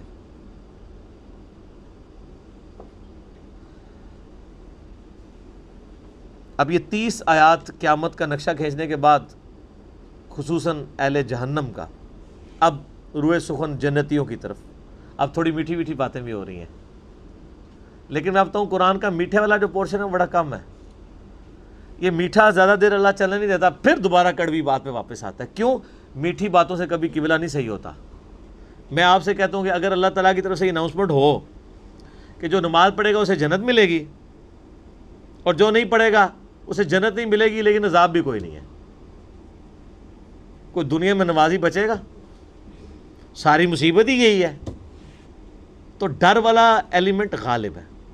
اچھا یہاں پہ میں ضمناً بتا دوں، یہ قرآن میں جو قیامت کا نقشہ مختلف جگہ پہ کھینچا گیا ہے، اس پہ تو 20 گھنٹے چاہیے بولنے کے لیے، بلکہ قرآن کا پورا مرضی ٹاپک ہی یہی ہے۔ البتہ ہمارے ایک بڑے قریبی دوست ریحان احمد یوسفی صاحب، جن کا کلمی نام ابو یحییٰ ہے، انہوں نے ایک ناول لکھا ہے جب زندگی شروع ہوگی۔ اس کا میں نے تعارف پہلے بھی کروایا تھا، آپ کو آڈیو ریکارڈنگ میں بھی وہ مل جائے گا، جس میں قیامت کے دن کا انہوں نے نقشہ کھینچا ہے۔ بلکہ آپ یوٹیوب پہ جا کے لکھیں جب زندگی شروع ہوگی انٹروڈکشن، تو میرا 35-40 منٹ کی وہ ویڈیو ہے۔ انہوں نے واقعی وہ اس دن تک پہنچایا ہے قرآن کی آیات کے ذریعے، چونکہ وہ ہماری مدر ٹنگ میں، اس لیے ہمیں زیادہ اثر کرتا ہے۔ وہ بھی عربی میں لکھ دیتے یا انگلش میں تو کوئی اثر نہیں ہونا تھا، وہ تلاوت ہی ہونی تھی جس طرح اس کی ہو رہی ہے، ورنہ تو سب سے زیادہ پورا اثر چیز تو یہ ہے۔ بالوں نے کمبائنڈ فارم میں اس پورے نقشے کو ایک جگہ کھینچا ہے کہ جب ایک نیک مردہ نکلتا ہے قبر سے اس کے ساتھ کیا ہوگا، اور ایک جو بد مردہ نکلتا ہے اس کے ساتھ کیا ہوگا، اور پھر پورے قیامت کے دن کیا کیا عذابات ہو رہے ہوں گے، اس کو بڑی مینیجیبل فارم میں انہوں نے پیش کیا۔ ان للمتقین مفازا، بے شک پرہیزگاروں کے لیے کامیابی ہی کامیابی ہے، ڈر جانے والوں کے لیے۔ ڈر جانے والے کون ہیں؟ یہ متقی کا ترجمہ ہے ڈر جانے والے۔ ڈر جانے والے وہ ہیں جن کو یہ فکر لگ جائے کہ ہمیں ہماری مرضی کے بغیر کسی نے پیدا کیا ہے، اور اگر ہم نے اس کی اطاعت نہ اختیار کی تو ہماری ایسی کی تیسی پھیر کے رکھ دے گا۔ سر دنیا میں آپ کو کوئی نہیں بچا سکتا۔ مجھے بتائیں اگر آپ ایک لاعلاج مرض میں مبتلا ہو جائیں، خدا نہ خواستہ، تو آپ کے قریبی رشتہ دار بھی صرف آپ کی تیمارداری کر سکتے ہیں۔ یہ جو جتنے مریض کی چارپائی کے گرد لوگ بیٹھے ہوتے ہیں، کیا اس تکلیف کا تھوڑا تھوڑا حصہ شیئر کر رہے ہوتے ہیں؟ کہ جی ایک بندہ آ کے کہ سر 10% درد میں لیتا ہوں آپ کی، دوسرا کہ 10% میں، وہ کرتے کرتے 100% ہی ختم ہو جائے۔ تکلیف ایک بندہ ہی کاٹ رہا ہوتا ہے، باقی صرف ہم دردی کر سکتے ہیں، تکلیف نہیں دور کر سکتے۔ سر میں نے لوگوں کو قریب المرگ دیکھا ہے، جوان لوگوں کو بھی، بس پاس بیٹھے ہوئے لوگ صرف ہمدردی کے 2 بول ہی بول سکتے ہیں، تکلیف سے ایک بندہ ہی گزر رہا ہوتا ہے۔ یہاں پہ تو اتنی ہمدردی کرنے والے ہیں، اس کے باوجود تکلیف سے ایک بندہ گزر رہا ہے، اور آخرت میں کسی کی جرت ہے وہ کسی کے ساتھ ہمدردی کر لے؟ وہ تو قرآن و حدیث میں درجنوں جگہ یہ آیا ہے کہ وہاں تو باپ کہہ رہا ہوگا یا اللہ میری اولاد لے لے مجھے چھوڑ دے، اولاد کہہ رہی ہوگی میرے ماں باپ لے لو مجھے چھوڑ دے، بیوی کہہ رہی ہوگی میرا خاوند لے لے یا اللہ مجھے چھوڑ دے۔ یہ آ جائے گی 2 صورتیں آگے جا کے، وہاں تو سارے ایک دوسرے کو فدیے میں دے رہے ہوں گے۔ یہاں جس اولاد کی خاطر حلال اور حرام کی تمیز ختم کیے ہوئے ہیں، وہاں کہیں گے یا اللہ میری اولاد لے لے مجھے چھوڑ دے۔ یہ حالت ہوگی۔ تو متقی سے مراد وہ ہے جو جسے یہ فکر لگ جائے کہ مجھے میری مرضی کے بغیر کسی نے پیدا کیا ہے، اور جو اتنا قادر ہے میرے اوپر، جب وہ مجھے پکڑے گا تو مجھے کوئی چھڑا بھی نہیں سکے گا، دنیا میں نہیں کوئی چھڑا سکتا تو آخرت میں تو ویسے ہی کوئی ہمدردی نہیں کر سکے گا۔ حدائق و اعنابا، ان کے لیے باغات ہوں گے اور انگوروں کی بیلیں، وکواعب اترابا، اور ان کی ہم عمر عورتیں تو نہیں، لفظ لڑکیاں، یعنی اللہ تعالیٰ ان کو حوریں عطا فرمائے گا۔ ان حوروں کی کیا کوالٹیز ہیں وہ آپ تارجمی صاحب کی ویڈیوز دیکھیں۔ وَكَأْسًا دِهَاقًا، اور چھلکتے ہوئے جام، یعنی اللہ کی طرف سے مشروب، لیکن ایسے مشروب جن سے نشہ نہیں آئے گا۔ لا يسمعون فيها لغوا ولا كذابا، وہ جنت میں نہ تو کوئی لغو بات سنیں گے نہ کوئی بیہودہ بات، یعنی بے حیائی کی تو کوئی بات نہیں ہوگی اور کوئی لغو بات بھی نہیں ہوگی جس بات کو سن کے کوئی کوفت ہو جائے۔ بعض اوقات آپ کو پتہ ہے بندہ بڑے اچھے موڈ میں بیٹھا ہوتا ہے، کوئی ایسا جملہ بولتا ہے بندہ کہنا یار سارا موڈ آف کر دیا۔ تو اللہ نے فرمایا کہ جنت میں ایسا نہیں ہوگا کہ کوئی آ کے ایسی بونگی مارے اور آپ کا سارا موڈ خراب ہو جائے، نہ بےہودگی ہوگی اور نہ کوئی لغو بات۔ جزاء من ربک عطاء حسابا، یہ بدلہ ہے تمہارے رب کی طرف سے بہت بڑا کافی انعام، یعنی اس کے اعمال کے بدلے میں۔ رب السماوات والارض وما بینہما، کون سا رب؟ جو آسمانوں کا رب ہے، زمین کا ہے اور جو کچھ ان کے درمیان ہے، سب کا رب ہے۔ یہ جب بھی قرآن میں ہے نا کہ آسمان زمین اور جو کچھ ان کے، اس کے مراد پوری یونیورس ہوتی ہے۔ الرحمن، جو کہ رحمان ہے، جس کی رحمت ٹھاٹے مارتے ہوئے سمندر کی مانند ہے۔ لا یملکون منہ خطابا، قیامت کے دن کسی کی جرت نہیں ہوگی کہ اس سے کوئی بات بھی کر سکے۔ آپ کے بزرگوں نے تو کہا ہوا ہے کہ جی میں تو اس ٹائم تک جنت میں نہیں جاؤں گا جب تک سارے مرید نہ لے جاؤں۔ کتنے نہ لے جاؤں؟ جنت نہیں۔ اچھا آپ دیکھیں دنیا میں کوئی بندہ، ہم جیسا کوئی بندہ کہے نا کہ اللہ کے فضل سے ہم نے یہ جو بات کھول کے بیان کی ہے یہ کسی نے نہیں کیا ہے، تو کہتے ہیں بڑا آکڑ خان ہے، حالانکہ ہم کسی کی آخرت کا فیصلہ نہیں کر رہے ہوتے۔ اور بابوں کا جب یہ سنتے ہیں نا کہ وہ کہتے ہیں میں اپنے سارے مرید جنت میں لے کے جاؤں گا، کیا کہتے ہیں؟ سبحان اللہ۔ اور سب تو بڑا مغرور تھے وہ ہے۔ کیا حضرت ابو بکر صدیق نے کبھی دعویٰ کیا ہے کہ میں اس وقت تک جنت میں نہیں جاؤں گا جب تک ساری اپنی آل اولاد نہ لے جاؤں؟ تو تیرے بابے کی کیا اوقات ہے؟ بخاری مسلم کی حدیث ہے، اے میری بیٹی فاطمہ اس پہ نہ کرنا کہ تم اللہ کے نبی کی بیٹی ہو، حالانکہ جنتی عورتوں کی سردار ہے۔ اگر اللہ نے پکڑ لیا میں تمہارے کام نہیں آؤں گا، میرے مال میں سے جو کچھ مجھ سے لینا ہے وہ لے لو، آخرت کا معاملہ اللہ کے ساتھ ہے۔ یہ ہمیں سنایا جا رہا تھا، ان کو تو بتا دیا گیا کہ آپ جنتی عورتوں کی سردار ہیں۔ بخاری مسلم دونوں میں ہے کہ فاطمہ جنتی عورتوں کی سردار ہے، اور ترمذی میں ہے کہ حسن و حسین جنتی نوجوانوں کے سردار ہیں۔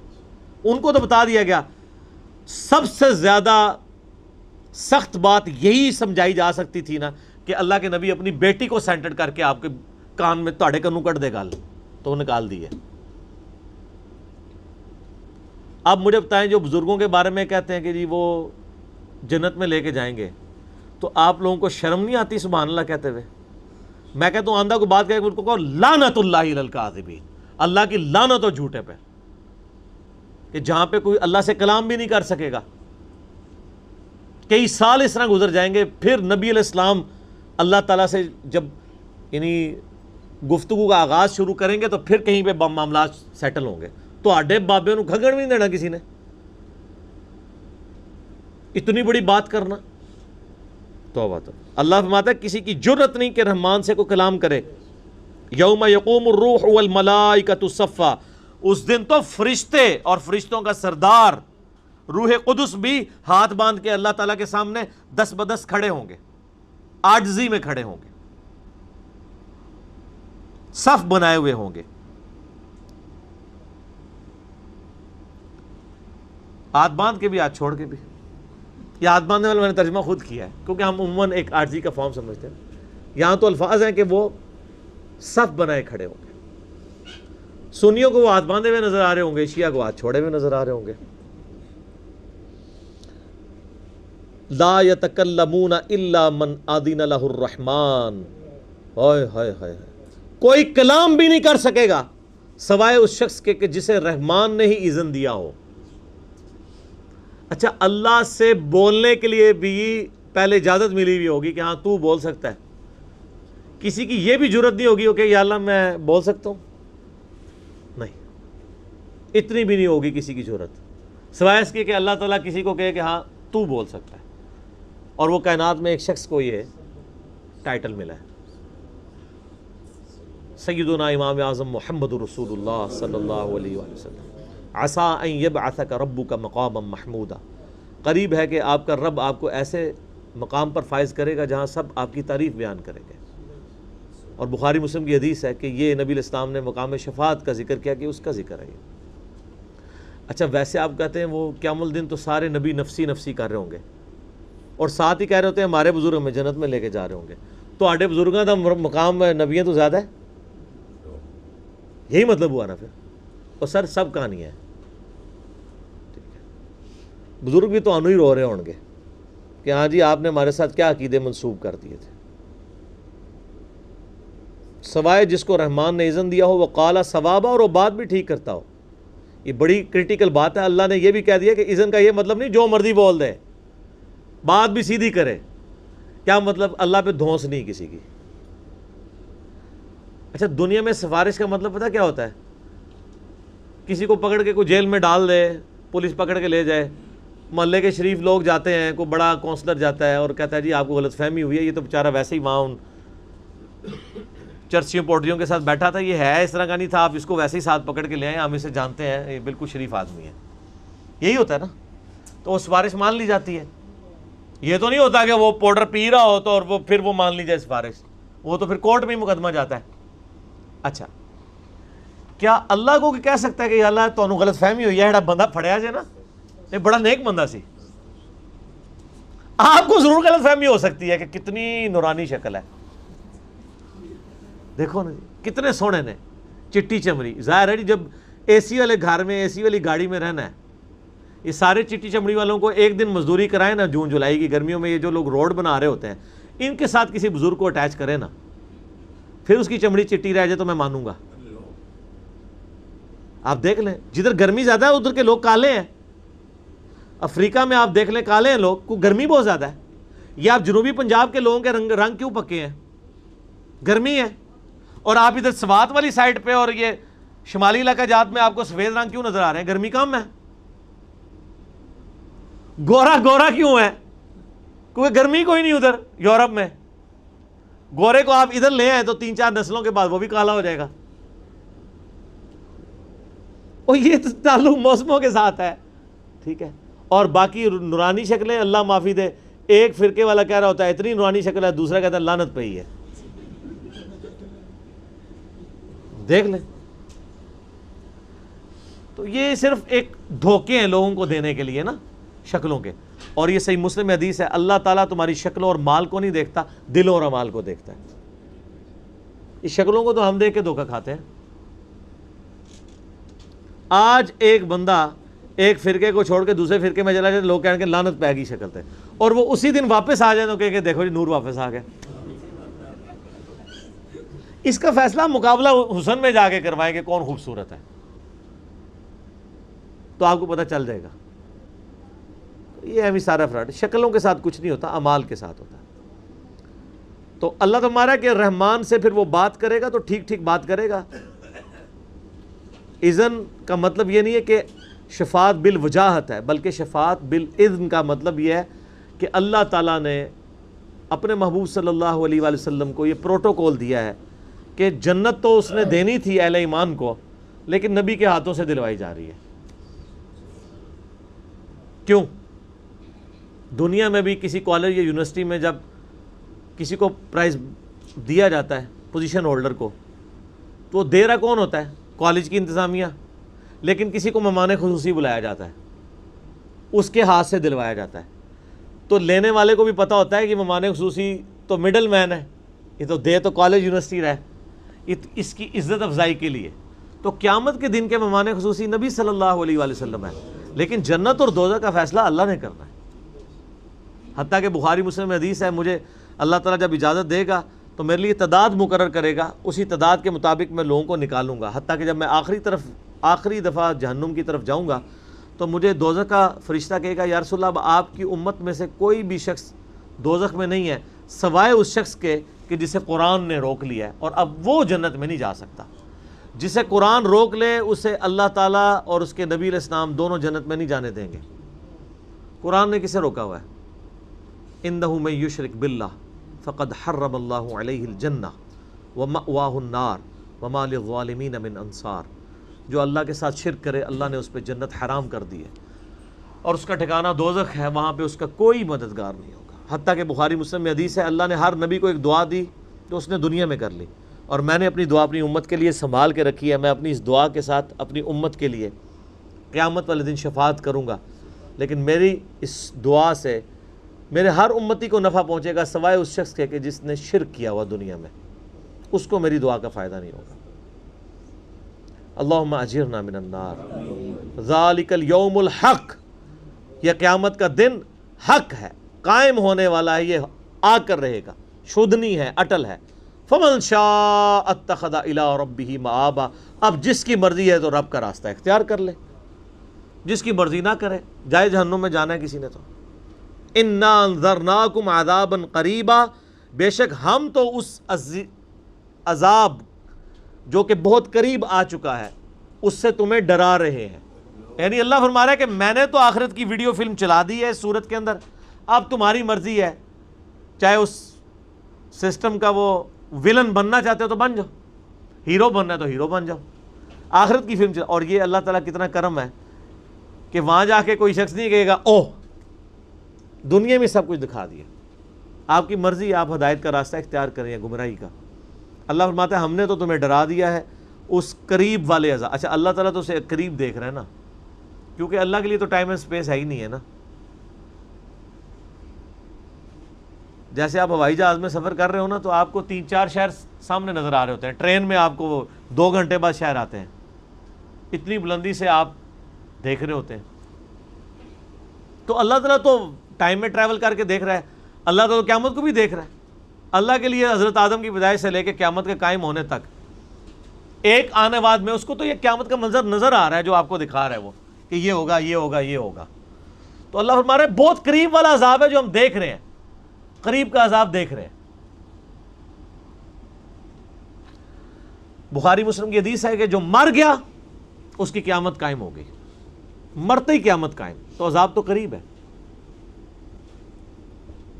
یوم ینظر المرء ما قدمت یدا، اس دن ہر شخص دیکھ لے گا جو اس نے اپنے ہاتھوں کی کمائی، اپنا جو اعمال نامہ ہے، جو کرتوت ہیں وہ آگے بھیجے ہوئے تھے، نظر آ جائیں گے۔ سورہ بنی اسرائیل میں آتا ہے نا کہ انسان کہے گا کہ یہ کیسی کتاب ہے، نہ کوئی چھوٹی چیز نے چھوڑی ہے نہ کوئی بڑی چیز، مگر اس کا احاطہ کیا ہوا ہے، نامہ اعمال اس کے سامنے ہوگا۔ وَيَقُولُ الْكَافِرُ يَا لَيْتَنِي كُنْتُ تُرَابًا، اور کافر کہے گا کاش میں مر کے مٹی ہو جاتا۔ کافر سے مراد یہ مودی سرکار نہیں، ہر وہ جس نے چاہے اپنے عمل سے جھٹلایا چاہے اپنے عقیدے سے۔ مسلمانوں کی اکثریت کا بھی یہی حال ہونے والا ہے۔ میں نے بتایا نا کہ مسلم شریف کی حدیث ہے جس نے بندے کے کفر اور اسلام کے درمیان فرق جو ہے وہ نماز ہے، صحیح مسلم 246 کتاب الایمان چیپٹر میں۔ تو یہ کافر سے مراد قطعاً نہ سمجھیں، کفر عربی کا، اردو میں کافر کا مطلب تو کچھ اور ہے، عربی میں کفر کہتے ہیں ناشکری کرنے والے کو، انکار کرنے والے کو۔ جو اپنے عقیدے میں انکار کرے وہ بھی کافر ہے، جو اپنے عمل سے انکار کرے وہ بھی کافر ہے۔ مسلمان بھی کافر ہو سکتا ہے، اور کافر تو کافر ہے ہی ہے۔ مسلمان بھی منافق ہو سکتا ہے، اور منافق تو منافق ہے ہی ہے۔ اللہ تعالیٰ ہمارا ہے کہ وہ کہے گا کاش میں مر کے مٹی ہو جاتا۔ یہ کیوں کہے گا؟ وہ مسلم شریف میں حدیث ہے کہ اللہ تعالیٰ قیامت دن جو ہے نا وہ جانداروں کو ادر دین جو انسان اور جن کے ان کو بھی زندہ کرے گا۔ حتیٰ کہ صحیح مسلم کے الفاظ ہیں اگر کسی سینگ والی بکری دیں، کسی بغیر سینگ والی بکری کو مارا ہوگا نا تو انصاف کا دن ہے، اسے بدلہ دلوایا جائے گا۔ وہ اب سینگ والی بکری کے سینگ ختم کر دیے جائیں گے، بغیر سینگ والی بکری کو سینگ دیے جائیں گے کہ تو بدلہ اتار، اور پھر آگے ڈیٹیل مسند احمد میں آتی ہے، پھر اللہ تعالیٰ ان کو ختم کر دے گا ہمیشہ کے لیے۔ سر ہمیشہ کے لیے رہنے کے لیے انسان ہی پیدا ہوا ہے، یہ بڑا خطرناک معاملہ ہے۔ موت آتی تو معاملہ ختم ہو جاتا، جنت یا دوزخ میں رہنے کے لیے۔ اللہم اجرنا من النار۔ تو جب کافر دیکھے گا نا تو کافر کہے گا کاش میں بھی ان جانوروں کی طرح ہمیشہ کے لیے ختم ہو جاتا، جان چھوٹ جاتی۔ صحیح بخاری میں حدیث ہے کہ موت کو میدان محشر میں لا کے مینڈے کی شکل میں قربان کیا جائے گا۔ جنتی ڈرتے ہوئے جنت کے کنارے پہ آئیں گے اور دوست کی خوشی کے ساتھ آئیں گے۔ جب ندا دی جائے گی نا کہ ایک اب بہت بڑی ایکٹیویٹی پرفارم ہونے لگی ہے، تو جنتی اور دوست کی سارے وہ اس اسٹیڈیم میں اکٹھے ہو جائیں گے۔ تو وہ دوست کی یہ سوچ رہے ہوں گے کہ شاید کوئی ہماری بھی خلاصی کا معاملہ ہو جائے، اور جنتی ڈر کے آئیں گے کہ شاید کوئی نیا حکم نہ سنایا جا رہا ہو۔ پھر موت جب قتل کی جائے گی نا مینڈے کی شکل میں، تو پھر اناؤنسمنٹ ہوگی کہ اب دوستیوں کے لیے حسرت ہے کہ اب ان کو موت نہیں آئے گی۔ موت نہیں آئے گی تو کیا مطلب ہے سر؟ ہمیشہ کا عذاب۔ استغفر اللہ واتوب الیہ۔ اور جنتیوں کا آ جائے گا تمہیں موت نہیں آئے گی، کیا مطلب؟ ہمیشہ کی نعمتیں، ہمیشہ کی آسائشیں، ٹھیک ہے، تمہارا مقدر۔ لیکن یہ ساری باتیں اسی کے لیے جو اللہ کو سیریس لے۔ اگر نہیں لیں گے تو موت تو آئی جانی ہے اور بعد میں فائدہ کوئی نہیں۔ اللہ تعالیٰ سے دعا ہے جو حق بات میں نے کہی اللہ تعالیٰ ہمارے دلوں میں راسخ فرمائے۔ اگر جس بات میں میرے منہ سے کوئی غلط بات نکل گئی تو اللہ تعالیٰ ہمارے دلوں سے معاف کر دے۔ اللہم صلی علی محمد وعلی آل محمد کما صلیت علی ابراہیم وعلی آل ابراہیم انک حمید مجید۔ اللہم بارک علی محمد وعلی آل محمد کما بارکت علی ابراہیم وعلی آل ابراہیم انک حمید مجید۔ اللہم اجرنا من النار، اللہم اجرنا من النار، اللہم اجرنا من النار۔ اللہم من احییتہ منا فاحیہ علی الاسلام ومن توفیتہ منا فتوفہ علی الایمان۔ سبحانک اللہم وبحمدک اشہد ان لا الہ الا انت استغفرک واتوب الیک وما علینا الا البلاغ المبین۔ جزاکم اللہ خیرا۔